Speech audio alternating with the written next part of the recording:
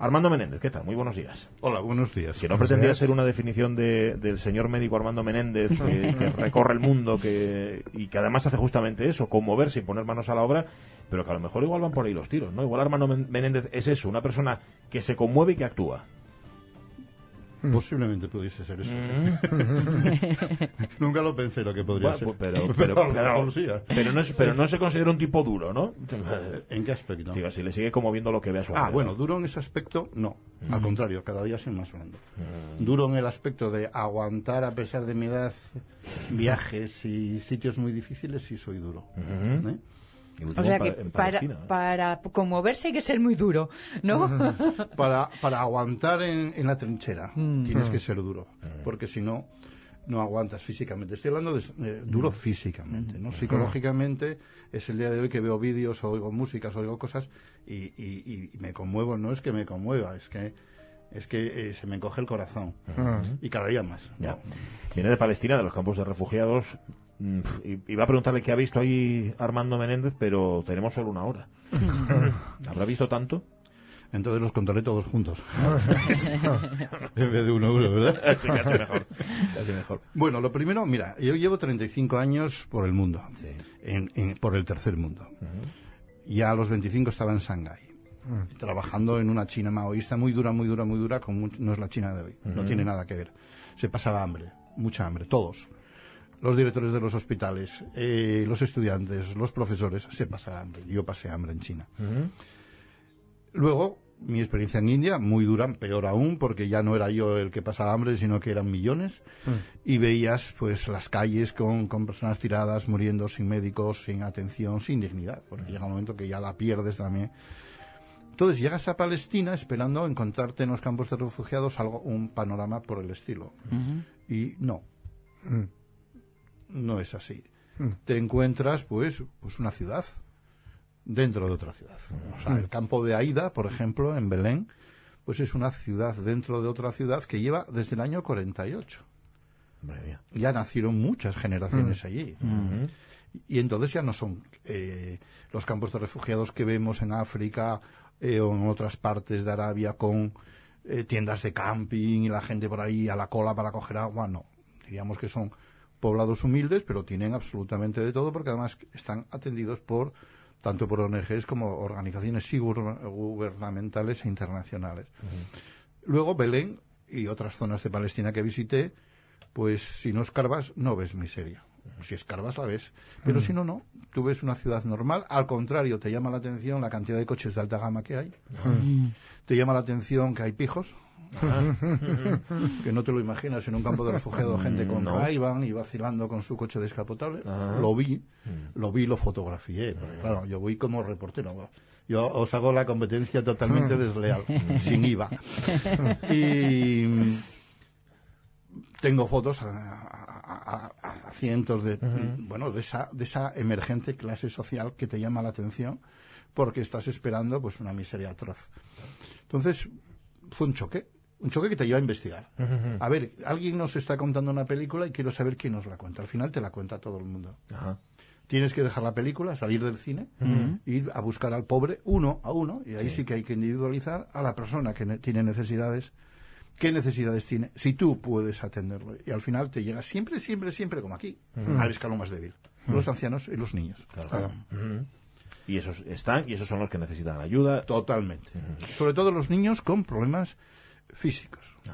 Por ejemplo, tanto la autoridad palestina como las ONGs musulmanas no atienden prácticamente a niños con síndrome de Down, niños con parálisis cerebral y niños con graves síndromes genéticos. Ahí quien se está encargando son ONGs ligadas a las iglesias. Y cuando digo iglesias, estoy hablando de la católica, de la ortodoxa, etcétera. ¿Los consideran prescindibles o qué? Es como eugenético, ¿no? Sí, hay mucha consanguinidad, hay mucha endogamia en el mundo árabe y sobre todo en esos sitios que están tan confinados. Claro. Hay mucha endogamia. Y luego parece ser que la Sharia, la ley islámica, pues a todas esas personas consideran que que no son útiles a la sociedad y no hay por qué cuidarles con el mismo esmero que a los demás. ¿Para qué vas a gastar dinero? No los matan, o no los dejan morirse, pero tampoco los estimulan. Entonces tienes niños con síndrome de Down con 10 años que no hablan y que podrían hablar, o que andan fatal o tienen una psicomotricidad muy mala. ¿Por qué? Porque nadie los estimuló. Allí cuando los cogen terapeutas ocupacionales o maestros especialistas en educación especial, esos niños en cuestión de semanas espabilan que se matan. Claro. Lo que se trata es de que no tengan la mínima dependencia, ¿verdad? Armando, frente a esa fotografía de los descapotables, están también fotografías donde una red que protege el patio de un cole está pues con granadas de mano. Sí, alrededor del muro que rodea Belén, para que no salgan, no para que no entren. Lo que hicieron los israelíes, y no te respondo a la pregunta de momento, pero es para ubicarnos, ¿no? Belén es una reserva. Todos los palestinos están en reservas, como están todas las minorías étnicas en casi todo el mundo cuando son colonizadas. Pasa lo mismo en Sudamérica, en Norteamérica, en Alaska, en Australia. ¿Qué pasó con los esquimales? Con los inuits. ¿Qué pasó con los yanomamis? ¿Qué pasó con los shows y compañía? ¿Qué pasó con los indios patagones? ¿Qué pasó con los indios, con los aborígenes australianos? Están todos, de una forma u otra, en reservas o alcoholizados. Entonces, siguiendo el ejemplo, los israelíes, que son prácticos, dijeron, se acaba el problema poniendo aquí, haciendo pues eso, corralitos, enormes corrales, ¿no? Entonces, Belén está rodeada por una muralla altísima.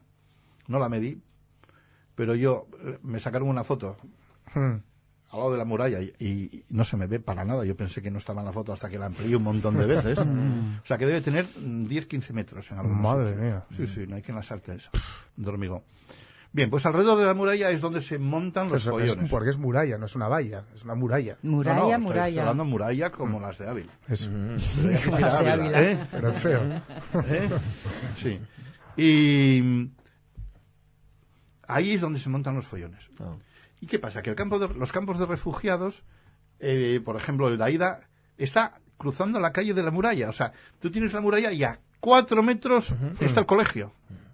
Cuando hay líos, que los hay todos los viernes, es curioso porque son los viernes, que es el día de descanso de los musulmanes, se montan allí es como un badminton terrible, ¿no? Porque unos lanzan piedras y otros lanzan bombas. Madre mía. La red es la muralla. Entonces, es dantesco. Unos con sus cócteles molotov, piedras, gomeros como aquí los de la naval, y los otros pues no se cortan. ¿Y qué pasa? Que el colegio, que está a 5 metros de la muralla, en el campo de juego de los niños van a parar pues montones de botes de humo, gases lacrimógenos y bombas de mano. Estando yo, cayó una bomba de mano. Y quedó la red que pusieron las monjas franciscanas que llevan ahí pues desde un principio, quedó ahí arriba encolada la bomba y fui a sacarle fotos.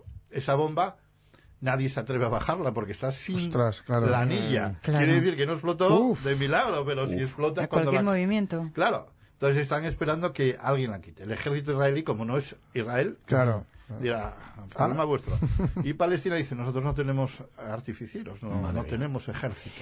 Con tu permiso, algunas de estas fotos las vamos a subir a nuestro Facebook. ¿Te parece bien? Todas, si quieres, porque son públicas. Esas son las fotos que le entregué a la Nueva España, que me las pidieron para hacer un reportaje amplio que van a sacar cualquier día. Lo que llama la atención, y empezamos hablando de tipos duros, es cómo el ser humano es capaz de adaptarse prácticamente a cualquier situación. Porque no sé si las personas que viven en estos campamentos, ya has dicho que ya hay generaciones que han nacido ahí, sienten arraigo por ese territorio o justamente mantienen bueno, nosotros estamos ansiando una patria que no tenemos todavía, ¿no? Bueno, hay dos aspectos. Uno es, no me marcho hasta que me devuelvan mi tierra. Eso es. Uno. Pero no es esa su tierra es Haifa o otras partes que son ahora Israel, que no las van a volver a ver en su vida. Porque muchos son ya, fíjate, si llegaron en el 48, son ancianísimos. No van a volver sus casas. Guardan la llave. En la puerta en la entrada del campo de refugiados de Aida hay una gran llave, la llave inmensa, que está colgada allí, como para recordar. Sí. que tienen su hogar y quieren, eso también lo hicieron, los primeros que lo hicieron fueron los sefardíes. Eso iba a decirte, que mira tú. Sí. Para volver a Israel, a su tierra prometida, que no van a ver de momento, porque la guerra la tiene más que perdida. Y además ellos se dieron cuenta que por ahí no van los tiros. O sea, si quieren ganar, la guerra la perdieron, tienen que ganar la paz. Que es, el futuro de ellos va por ahí. Y además porque tienen dos enemigos muy potentes.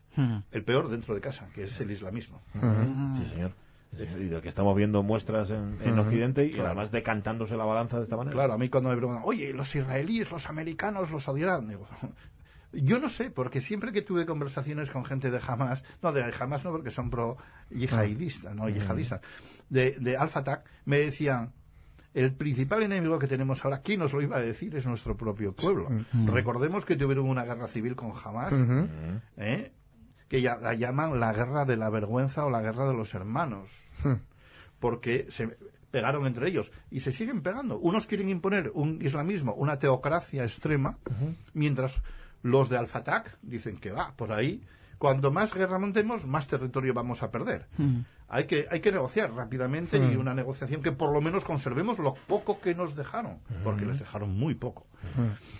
Entonces, me preguntaste... Te preguntaba sobre el arraigo y el desarraigo. El arraigo, perdón.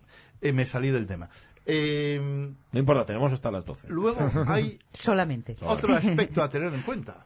Por una parte, la parte romántica que te cuentan y que está muy bien, ¿no? Yo no marcho de aquí hasta que me devuelva a mi casa. Me planto, genial. Pero luego hay otra cosa, que es... Y además, aquí tengo médico, tengo medicinas, tengo supermercado, tengo escuelas. Y estoy protegido, además, por las Naciones Unidas. Eso es la segunda parte de la película. Luego, muchos de esos campos, ahora... Yo las fuentes, o sea, no las puedo citar. Pero esto no me lo invento yo. O sea, tengo fuentes y está registrado, está grabado, pero ya llevo muchos años por el mundo y cuando hago fotos también grabo la conversación. Para que nadie diga que yo me estoy inventando cosas, ¿no? Muchas de estos campos de refugiados están gestionados por ONGs musulmanas. La quinta parte de las ONGs musulmanas, está denunciado, son extremistas, son yihadistas, pro-yihadistas.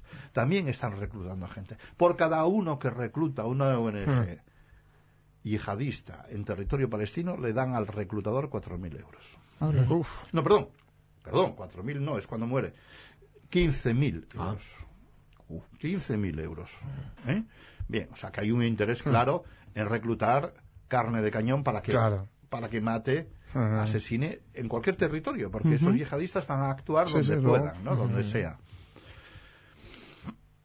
Ese dinero que recaudan las otras 4 partes de ONGs que no son extremistas, que no son yihadistas, pero también arriman el asco a su sardina. A los árabes cristianos no les llega un duro. Se queda todo en árabes musulmanes. Entonces, dentro de los campos de refugiados, ¿qué nos encontramos? Nos encontramos una minoría, cada día más minoría, que nadie mira para ellos, y que son los árabes, hermanos de los otros árabes, hasta incluso desde la misma familia biológica, que no reciben ayuda. Y son los que emigran. Cuando dicen, están emigrando muchísimos árabes, sobre todo a Sudamérica, Uruguay, parece ser que es un destino de ellos ahora muy importante. La mayoría son árabes cristianos. Árabes cristianos que no les llega ayuda porque está monopolizada por sus hermanos árabes musulmanes. A los que no les compensa irse de ahí, porque ahí están estupendamente. No les compensa irse de ahí. Entonces, ahí hay, diríamos... Menudo barullo. Un barullo tan gordo Tremendo. que tienes que consultar a muchas fuentes. Y dentro de los palestinos, yo consulté con algunos, me entrevisté con algunos de Hamas, que corre su riesgo porque no te entrevistan en la calle. Los Al-Fatah sí, puedes tomar un café con ellos, hablar, pero nosotros no, porque digamos que está más a la sombra.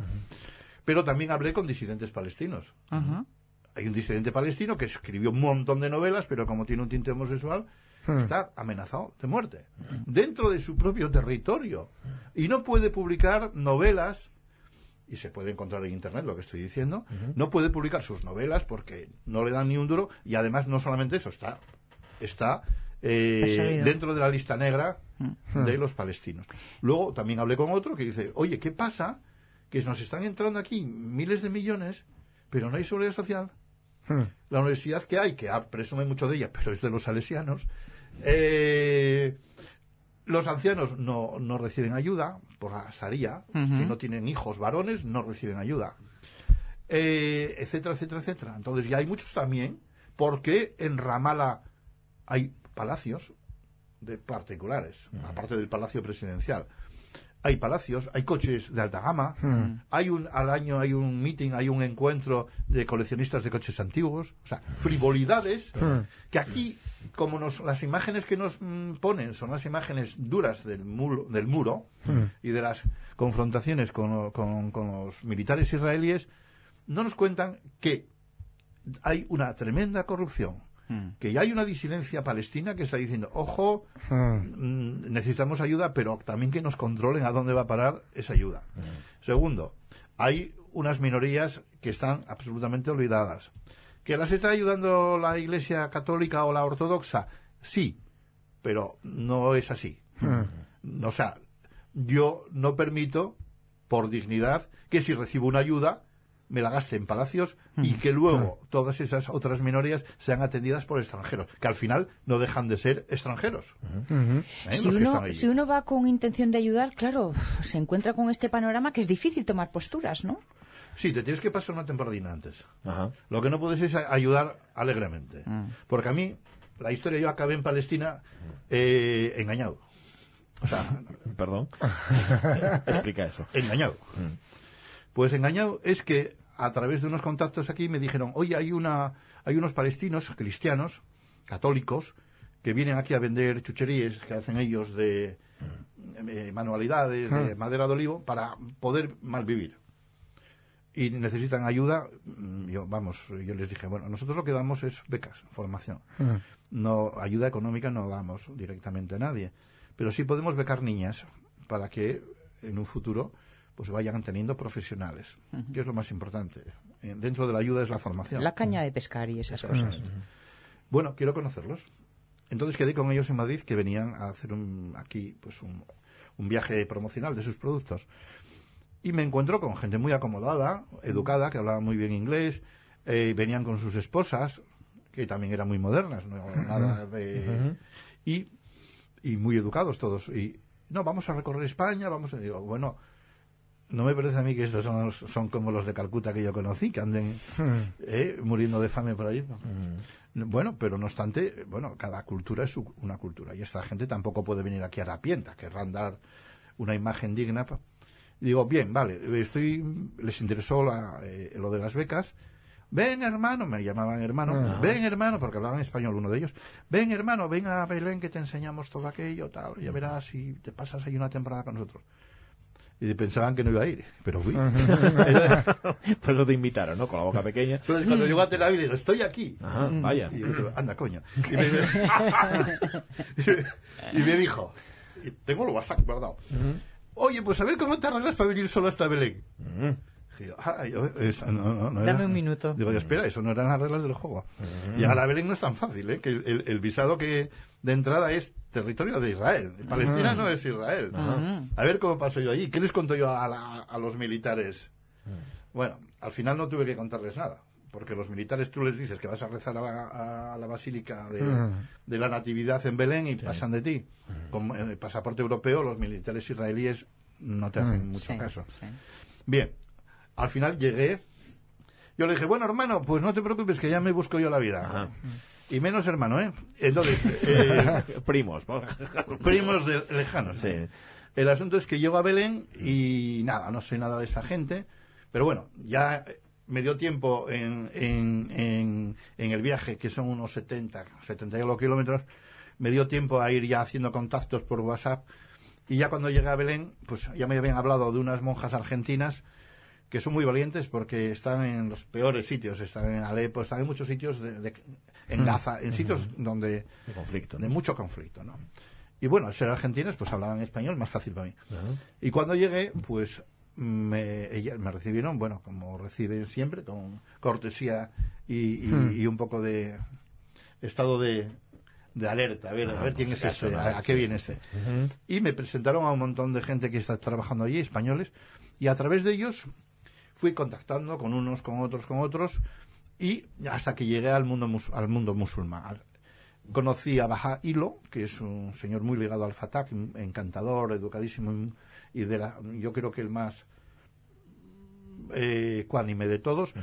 Y a partir de ahí él ya me buscó todo el resto de los contactos en el mundo árabe, que es el más difícil de contactar.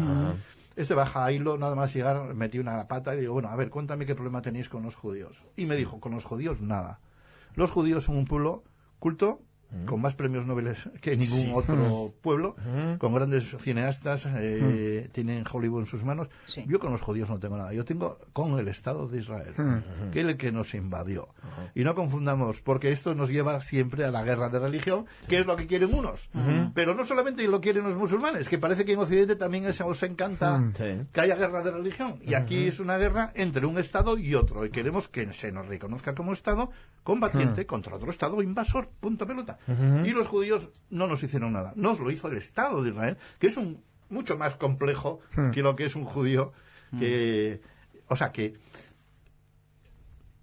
fui gracias a él, gracias a ese que era musulmán, profundizando, conociendo gente, y ahí fue cuando, bueno, lo que me preguntabas antes, si no es por estos, yo no sabría a quién ayudar. Estamos como a misa escuchando a Armando Menéndez, que con la fundación que lleva su nombre de AM en la India, en el Nepal, aquí nos lo contó, por cierto, en la radio mía. Con lo cual, cuando uno llega allí y él decía, yo hago fotos y aparte de echar una mano, de estar ahí colaborando, hago fotos y actúo como periodista y busco la objetividad. Es decir, cuando uno llega ahí, sabe de qué lado tiene que ponerse, del que lo necesita. Ni de árabes, ni de israelíes, ni de... No sé si esa es la filosofía. Bueno, tú llegas ahí, que tienes que ir... Yo me documenté muchísimo aquí. O sea, leí desde Al Jazeera, versión israelí, versión del Keystone Institute de New York, que es el que tiene más publicado sobre el conflicto palestino-israelí, pero también leí la parte musulmana a través de Al Jazeera y a través de otras publicaciones. Fui muy documentado. Para contrastar versiones. Y al llegar, pues lo que me tuve que abstraer de sacar conclusiones. Porque claro, de mano te invita. Oye, yo vengo aquí esperando ver unos campos de refugiados con colas inmensas por el pocillo de arroz y por el agua y por el aceite, como yo viví en Haití. Porque además es que estás hablando con una persona que lleva toda la vida por ahí. Yo vi las hambrunas de Haití y las hambrunas de otros países. Y esperaba encontrarme eso. Entonces, el decir, ¿me están tomando el pelo? No. Vamos, antes de sacar conclusiones y escribirlas o decirlas, pásate unos días, habla con todos y ya. Y tampoco quiero venir aquí con conclusiones, ¿eh? Os estoy diciendo lo que veis. Eso está claro. Desde que ha llegado aquí no nos ha intentado inculcar ninguna idea. Sencillamente está pintando un panorama. Porque realidades como las de India o Nepal o Haití se explican de una forma mucho más evidente, mucho más impactante y entran por los ojos sin falta de tener que pensar demasiado, ¿no? Sí. Bueno, es que allí no te da tiempo.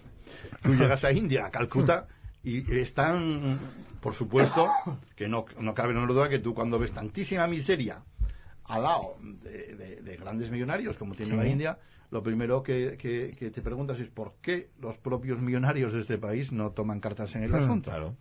Bien, pero eso lo tienes que olvidar inmediatamente, porque si no, o te vas o pierdes el tiempo hablando de política. Y dentro de las formas más estúpidas e inútiles de perder el tiempo que conozco es hablar de política. Entonces, vale más hasta incluso hablar de fútbol. Fíjate lo que te digo. ¿Y de religión se puede hablar? De religión es otra pérdida de tiempo. Es muy parecida a la política. Todo lo que se basa en teorías es humo. Entonces, lo que hay que basarse es en hechos. Y sobre todo en hechos consumados, no en proyectos. Hay gente que confunde hechos con proyectos. Entonces, los hechos tienen que ser consumados. Detrás puede haber una fe, una religión, un católico, un protestante, un musulmán. Pero olvídate. Tú mira a ver, ¿este niño está bien cuidado? Sí. Es lo que te importa. Allí todo lo resumen los que están ayudando con los que yo hablé y viví unos días, nosotros aquí solo hacemos caridad. Ni siquiera cooperación. Caridad.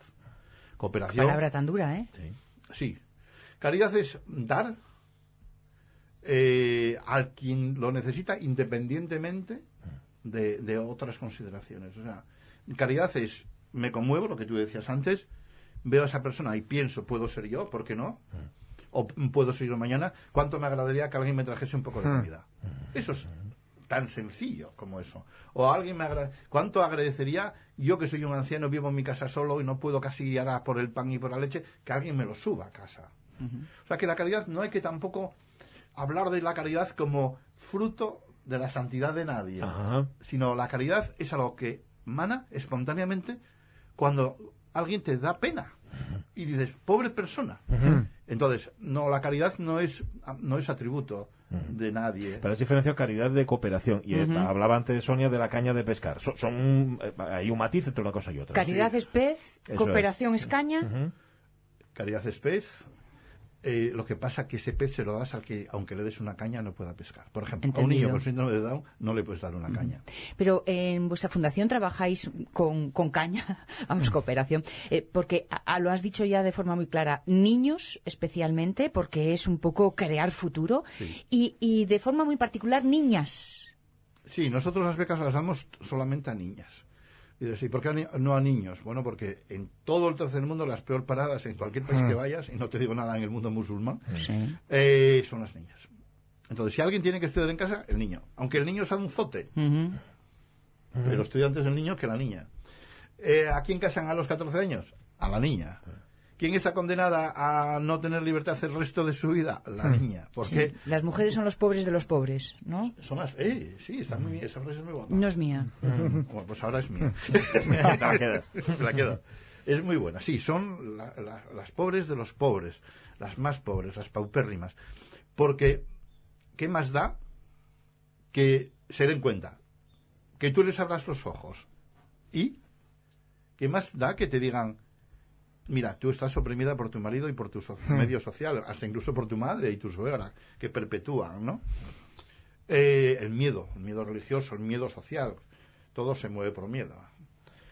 ¿Qué más da si no le das armas? Y las armas no es salir a protestar con una pancarta, eso es otra pérdida de tiempo. Es la reformación, crear talleres, crear, por ejemplo, Vicente Ferrer. Lo que hacía era agrupar a 5 madres. Al que conociste personalmente. Mucho.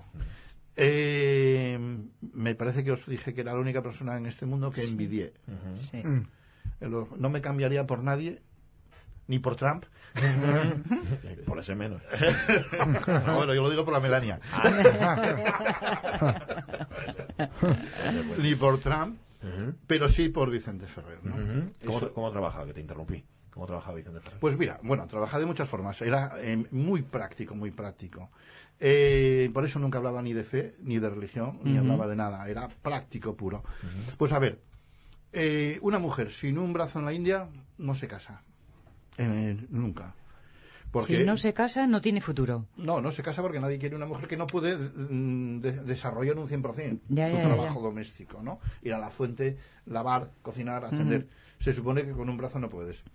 Y un hombre ciego, pues tampoco. Igual, por la misma razón, ¿no? Bien, entonces, ¿qué hacía Vicente Ferrer? Talleres donde se comunicaban hombres y mujeres, y entonces cada uno, el ciego no puede hacer tareas que necesita la vista, es obvio, pero puede hacer millones de tareas y mejor que un vidente. Lo formaba ahí. Y a la mujer, pues sin una mano, pues lógicamente no le va a enseñar a bordar, pero le enseñaba otras habilidades y formaban parejas donde se complementaban perfectamente y podían optar o no a formar una familia. Optar o no quiere decir que fuesen familias de conveniencia, no. Pero sí, era un aspecto del ser humano donde tú no te sientas limitado por faltarte la vista o faltarte un brazo. Puedes desarrollarte, puedes crecer en ese aspecto. Yo te voy a facilitar. Pero, por ejemplo, en el terreno de las mujeres casadas, que no tenían recursos y tampoco se podían imponer a su marido porque dependían 100% ella y su prole de los pocos ingresos que llevaba su marido, pues formar talleres. Y juntaba 4 o 5 mujeres y hacían... Las enseñaban a hacer manualidades, bisutería, todas estas pulseritas y collares que trae la gente, lo que aquí llamamos hippie, trabajos con alfombras, tapetes, todas estas cosas, pinturas hasta incluso. Y empezaban a recibir un poco de dinero, porque eso luego hay que crear también la forma de venderlo, ¿no? Que eso se encargaban otras personas. Y en el momento que tú empiezas a ser dueño de tu economía y no tienes que miagar, no tienes que implorar, por favor, dame para comprarme un sari nuevo, ya empiezas a poner las condiciones tú también en esa relación. Entendamos que una relación siempre es un contrato. No puede ser el romanticismo está genial, pero en una relación duradera donde hay unas responsabilidades tiene que haber también unas obligaciones y tiene que estar contemplado. Sí, pero uno tiene que ser libre para asumirlas. Por supuesto, Que claro. es lo que estás y explicando. eso, en el momento que tú eres dueño de tu economía, ya eres libre, porque yo estoy contigo no porque necesite tu sueldo, Claro. sino porque quiero y porque creo en el proyecto que creamos juntos, etcétera, etcétera. Le das los argumentos que te dé la gana. Pero eres libre de marcharte, ¿no? Entonces, lo que se pretende es que, lo que decías, enseñar a pescar y que la mujer, por eso damos becas solamente a niñas. Nos gustaría darlas a niños, pero es que tampoco somos los Reyes Magos. Tenemos unos recursos, date cuenta que nosotros nos financiamos 100 por 100 de particulares. Por ser libres. Claro, eso es. Por no depender de nada, por no tener una Para no tener que determinada miagar. dependencia. Para no miagar. que a marcha forzada cultivar pelos en la lengua. Eso es verdad. Hay otra cosa además también, que esto nos lo contó Armando aquí, las veces que hablamos, por ejemplo, de Nepal, es las trabas que ponen los que mandan, es decir, las gentes de poder, los gobiernos, fundamentalmente, que son los que seguramente podrían hacer más y son los que perpetúan determinadas condiciones en estos países, ¿no? En la India, Nepal. Mira, las ONGs, te voy a poner un ejemplo de lo que somos las ONGs, lamentablemente, pero además es que no podemos renunciar a donde nos colocaron. No podemos renunciar por bien de las pocas personas a las que podemos ayudar. Nos colocaron en un papel tristísimo, que es el maquillador de las mujeres maltratadas. Tú imagínate que ahora se crea una ONG que es, si a ti te pega tu marido y tienes muchos moratones, ven que te maquillamos para que no se te note. Todo diría, es una estupidez. Eso es, vamos, lo que hay que evitar. Es connivencia. Lo que hay que evitar es el maltrato. Lo que hay que evitar a toda costa es eso. ¿Qué hacen las ONGs en el tercer mundo? Muchas, sobre todo las que están lavando los trapos sucios de guerras que montan otros. Entonces está muy bien ir a ayudar a esos pobres. Pero también hay que decir, ojo, que esta guerra la están montando desde Madrid, o desde París, o desde Nueva York. Pero eso ¿cómo lo haces? ¿Cómo puedes desmontar eso? Hombre, hay ONGs que denuncian y hacen ruedas de prensa y publican muchas. Esas son las verdaderas ONGs que merece la pena escuchar. Luego hay otras que no, porque realmente las usan como autoempleos y viven de eso. Son profesionales de la ayuda. Entonces esos están calladinos por si acaso pisan el callo a alguien y le quitan la ayuda. Por eso tus fotos van con grabación de audio. Claro. ¿No? Claro. No, yo los contactos los tengo totalmente, todos los contactos, si no los digo es porque mucha gente me dice, no digas mi nombre, porque por ejemplo los comerciantes palestinos, cristianos, que están recibiendo amenazas constantemente para que dejen sus tiendas, para que emigren, para que les paguen un canon por protección como la mafia, no quieren que digas su nombre, aunque tengo hasta sus tarjetas. Lógico. ¿Por qué? Porque mañana les pega un tiro. Lógico. No quieren, ¿no? Pero dime. Esto de ser guerrillero de trinchera, como médico y como hombre de acción a la hora de ayudar a otros, esto además es desde el principio de tu carrera profesional, porque esto lo aprendiste en Cuba ya. Sí. Lo aprendiste en Santo Domingo, lo aprendiste en esa América Latina a la que fuiste ya a colaborar incluso antes de terminar la carrera. Sí, exactamente.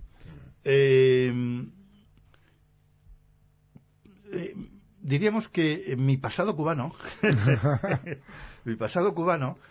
en un momento pudo ser un lastre, hasta incluso ahora, porque se me puede tachar, bueno, porque está manipulado y tendencioso por la idea revolucionaria, ¿no? Bueno, yo creo que de las pocas revoluciones que conocí donde me sentía a gusto fue en la cubana.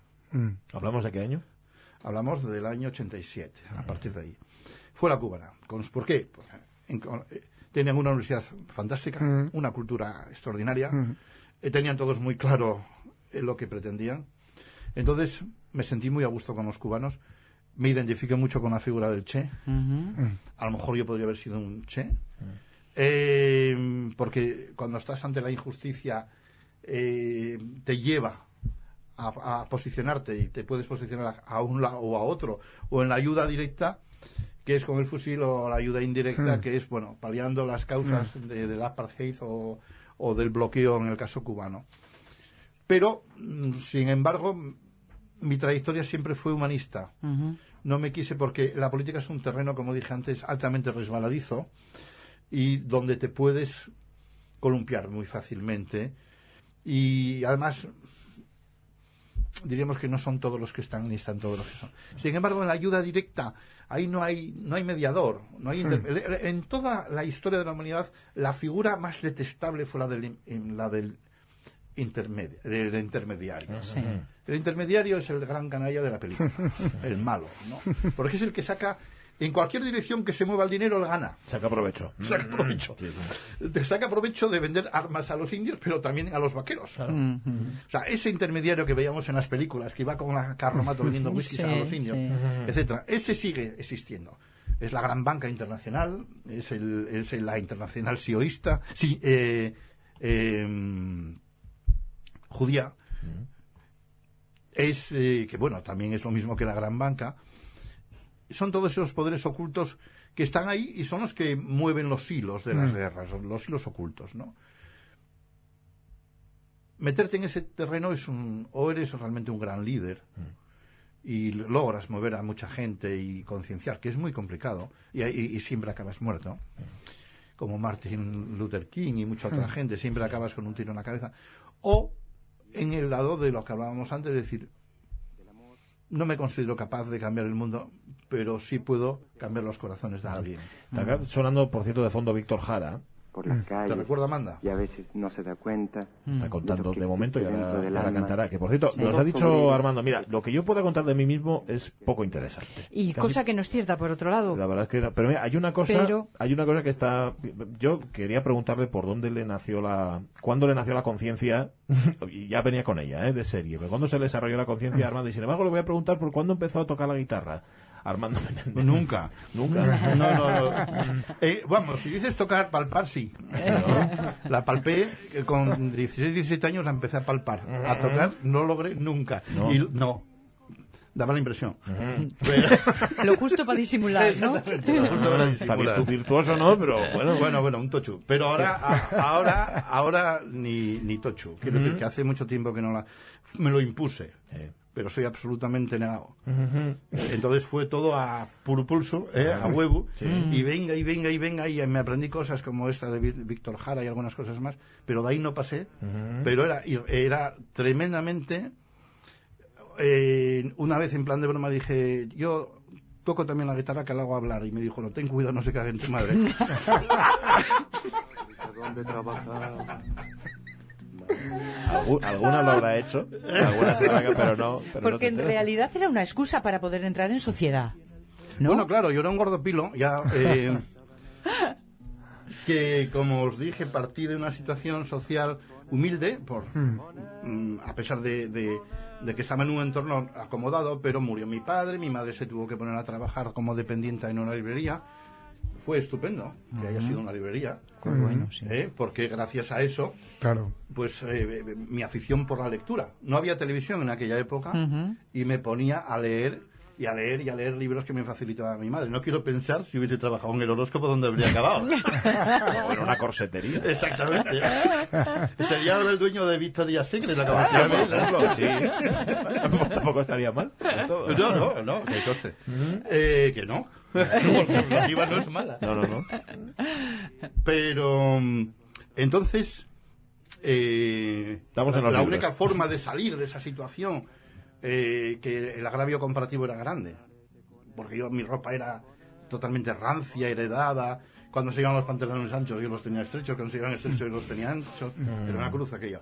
Y encima yo no sabía hablar nada más que de lo que me gustaba, que era filosofía, biología. Y las tías me huían. O sea, no es que no me hiciesen caso, Ajá. es que me huían. Salían corriendo. Entonces, al cuarto de hora ya muchas se suicidaron, etc. Sí, ¿verdad? De aguantar el rollo macabeo filosófico, ¿no? Entonces digo, no puede ser, hay que cambiar de táctica. Entonces me compré un libro de chistes y una guitarra. Ajá. Y para evolucionar. O sea, Pero primero- no creas que lo conseguí. Como porque- lubricante social. Sí. Logré un poquitín de atención al principio, pero al final, en cuando escucharon la misma canción 6 veces, la Ya. gente se marchaba, ¿no? Y lo de los chistes igual. Nunca logré ser un Eugenio, que me gustaba, me encantaba Eugenio, pero no me quedé, no. Pero bueno, eso fue una etapa que acompaña también a la hormona, como os dije, que bueno, necesitas, bueno, pues, oye, que estoy aquí, coño, en edad reproductiva. Claro, es mi momento, además luego se me pasa el arroz. Exactamente, ¿no? Pero bueno, luego llega un momento que lo ves un poco ridículo porque al final tú eres como eres y tienes que... Te pesa mucho, ¿no? Es como la ave migratoria. Si tienes que emigrar, tienes que emigrar. Más fuerte que la hormona fue pues ese afán de vivir otras realidades a través... Date cuenta que no fue casualidad el empezar a fijarme en otros mundos, en otras culturas, sino fue a través de lecturas. Yo leí mucho a Axel Munthe, leí a Alexis Carrel, premio Nobel de Medicina, todos fueron premios Nobel de Medicina. Axel Munthe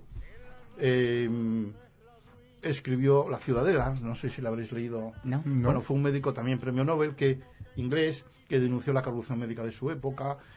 Más que la corrupción, pues el abandono de las clases obreras por parte de los médicos que solo atendían a los ricos. Escribió, bueno, estoy confundiendo. Axel Munthe escribió la historia de San Michel, pero bueno, es una historia casi podemos decir que es la misma. Fue un médico sueco famoso en París que ejercía 2 años con los ricos, se hacía muy rico y luego iba donde había una epidemia, iba a trabajar gratis. Estuvo en la gran epidemia de difteria de Italia y él en su libro se ridiculiza a sí mismo. Tanto Alexis Carrel como Axel Munthe, como el otro que quería decir que era Cronin. Cronin fue el médico inglés que denunció, diremos, el favoritismo de la élite médica inglesa de su época.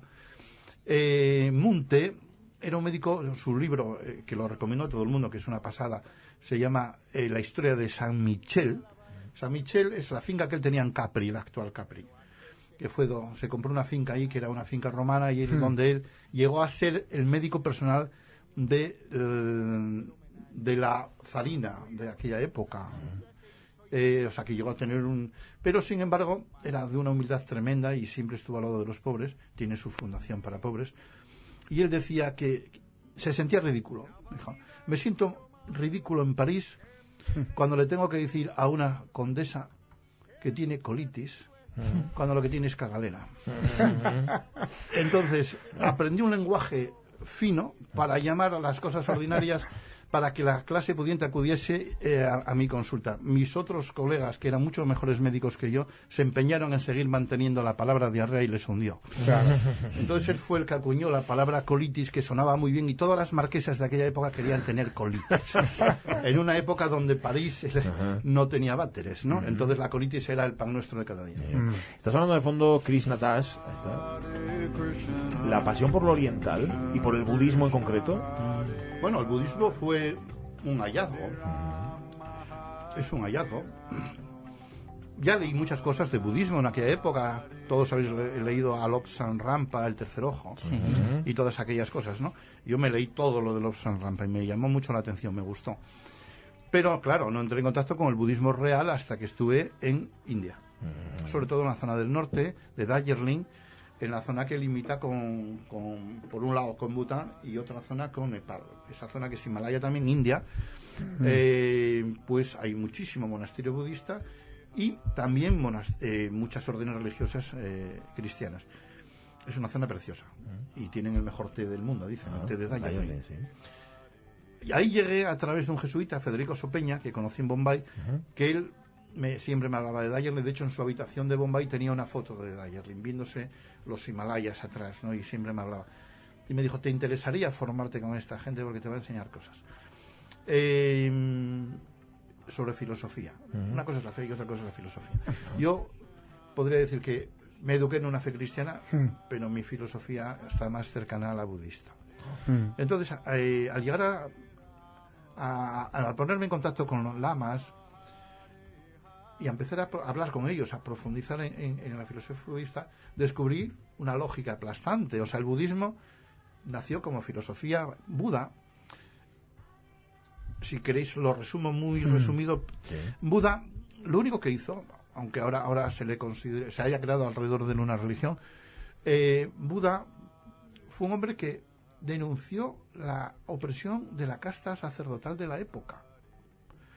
Los brahmanes, que era la religión, que sigue siendo mayoritaria de la zona, aunque él nació en Nepal, pero aquello era India en aquella época, todo pasaba por los brahmanes. Tú tenías un hijo, tenías que poner el huevo, pagarle al brahman para que te hiciese el rito. Pero a los 3 años otra vez a pagar al brahman. Era todo andar pagando a los brahmanes para todo.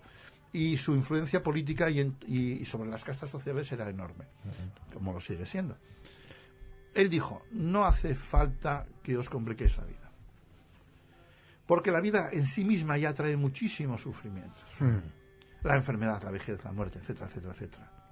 Y sufrimos porque queremos memeces y nos aferramos a tonterías y buscamos la felicidad donde no la vamos a encontrar. Pero eso tiene remedio. Y la forma de remediarlo es siguiendo una forma de vida determinada. Entonces, esas son las 4 nobles verdades. Y la forma de combatir el sufrimiento es el óctuple sendero. El óctuple sendero es tan fácil como actúa rectamente, pero para actuar rectamente tienes que pensar rectamente. Para pensar rectamente también tienes que ganar, tu medio de vida tiene que ser honrado, no a base de los demás, de explotar a nadie. Bueno, no sigo, porque es todo de sentido común. Pero llama la atención cómo hay tanto entre esos que hacen y viven de la memez, entre tanto famoseo, ha aprendido muy bien el budismo, ¿no? Y cuando ves que hay tanta gente que dice, va, yo me apunto al budismo, igual porque es fácil. A mayor desasosiego, mayor búsqueda. A lo mejor es eso, no sé. Bueno, eso es cierto, eso lo acabas de decir. Bueno, yo creo que hay un esnovismo religioso. También. Sí. Porque yo no puedo decir que soy budista. A mí me encanta la filosofía budista. Me recrea, me relaja leer cosas budistas. Porque es liberadora del sufrimiento. Y todos los que vivimos de alguna forma u otra, en mayor medida o menor, sufrimos. Entonces la doctrina budista es liberadora. Pero también la cristiana si profundizas. Porque luego yo profundicé mucho en hacer estudios comparativos a través de jesuitas. Donde te das cuenta que al final el no vivir pendiente de cosas que no merece la pena también lo puedes ver en los evangelios, en el sermón de la montaña, cuando les dice veis que se preocupan los lirios, que se preocupan los pájaros, etcétera, dejar las cosas, actúa correctamente y lo demás no lo puedes controlar. El dejar que dedicarte solamente a actuar con el corazón y no intentar cambiar lo que no puedes cambiar, que es el futuro, porque el futuro no existe y es multifactorial además, y es azaroso, solamente te martiriza, es lo que se llama ansiedad anticipatoria.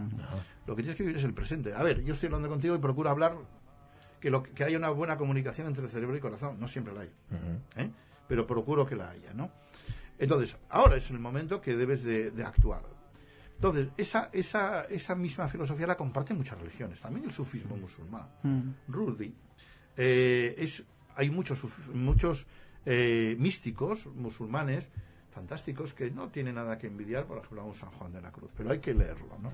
Luego, la parte, yo no me veo en un templo budista porque ellos también hacen muchas chorradas. Quiere decir ritos y ritos chorras, que a ti no te dicen nada. A ti que con una pluma de pavo real te tengan el coco y te echen un aceite, no te dice nada. ¿Me entiendes? Porque eso es cultural, eso es mamado. Eso es mamado. Entonces, las religiones vienen a través de la madre.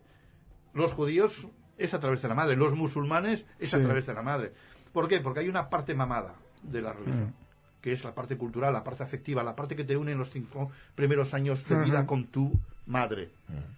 El resto, lo que es rito aprendido de otras religiones, como no es mamado, no es la fabada que te hace tu madre.